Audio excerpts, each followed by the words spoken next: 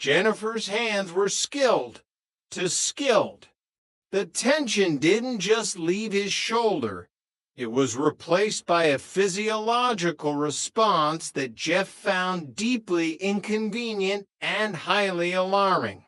"Oh," Jeff whispered, his eyes widening as he stared at a spot on the wall.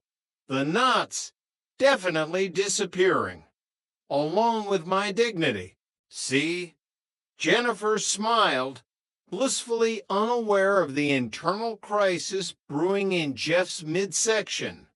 "If I ever get tired of graphic design, I could do this for a living. You're like putty in my hands." As soon as she left, Jeff sat in a stunned, guilty silence. It was a physiological response. Innocent, accidental, a betrayal by his own biology. But explaining that to Audrey was like trying to explain to a cat why you accidentally stepped on its tail. The intent didn't matter, only the perceived betrayal. Chapter 3: The Maybelline Girl. Russell's quest for the teacher's heart required him to bypass the gatekeeper, the playground bully.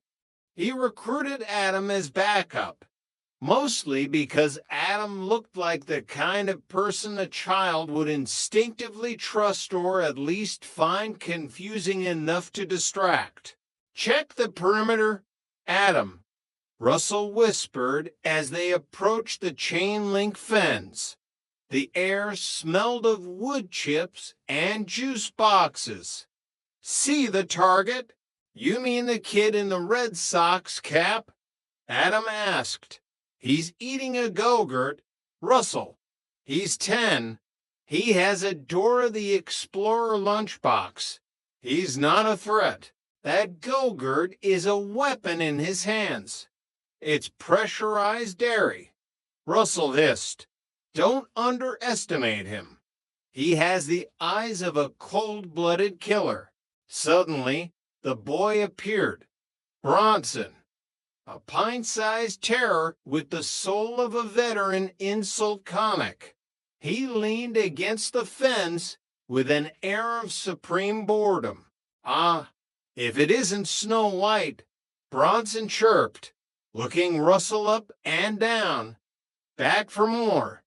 Did you bring your boyfriend to protect you?" He pointed a sticky finger at Adam. Adam smiled nervously, trying to be the adult in the situation. "Actually, I'm his friend. I'm Adam. We're just enjoying the fresh air." "You're pretty enough," Bronson said, squinting at Adam's face. "What did you use in your hair?" "To cans of mousse. You look like you're ready for a prom at a dollhouse." "Dime-sized dollop of gel," Adam corrected proudly, patting his perfectly coiffed hair. "The recommended amount by the manufacturer." "What? Do you keep it in your purse?" Bronson shot back. "Would you like some lotion for those dainty hands? You look like you've never lifted anything heavier than a latte." "I only use lotion because I have combination skin," Adam shouted, his voice cracking slightly under the pressure. "It's a dermatological necessity." "Yeah, a combination of girl and sissy," Bronson laughed, turning back to his Go-Gurt. "Pow-pow, burn sizzle." Russell took the opportunity to slip away toward the teacher, but the victory was hollow. Adam stood there, genuinely wounded, touching his eyelashes. "Did he just call me the Maybelline Girl? My lashes are naturally long. Jennifer says they're a gift." Back at the Binghams, the tension was thick enough to cut with a steak knife. Jeff was avoiding Audrey with the frantic energy of a man hiding a crime. Every time she touched his neck or brushed against him, he jumped as if he'd been tasered.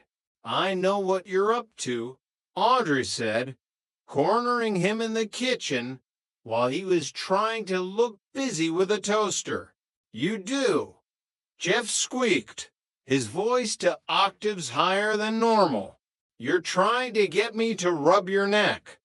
Because every time I do, it leads to sex. You're playing the injury card for a little afternoon delight." Jeff saw an out and took it with both hands. "You figured me out. The Da Vinci Code has been cracked. I am a master manipulator of my own physical pain. It's okay." She smiled, stepping closer and reaching for his shoulders. "I don't mind. It's our little dance. Let's skip the prom and go straight to the back of the limo." I can't," Jeff said, backing away toward the door. "I feel dirty. I need a shower. A long, cold, industrial-strength shower with a wire brush." Audrey's smile faded, replaced by a look of sharp suspicion. "Jeff, what is going on? You haven't showered by choice since 2004. The truth, as it often does in New York apartment buildings, came out through the neighborly gossip vine. Jennifer, feeling guilty about the physiological response Jeff had during the massage, confessed to Audrey. She thought it would be a funny, innocent anecdote, you'll never believe what happened moment between friends. Audrey did not find it funny. "You got involved the second you started rubbing my husband," Audrey shouted in the hallway, the sound echoing off the sterile tiles. "It was a knot in his trapezius," Jennifer pleaded, her hands up in defense. "It's a reflex. It's biology. I was just being a good neighbor. I don't care if it's the Discovery Channel." Audrey retorted.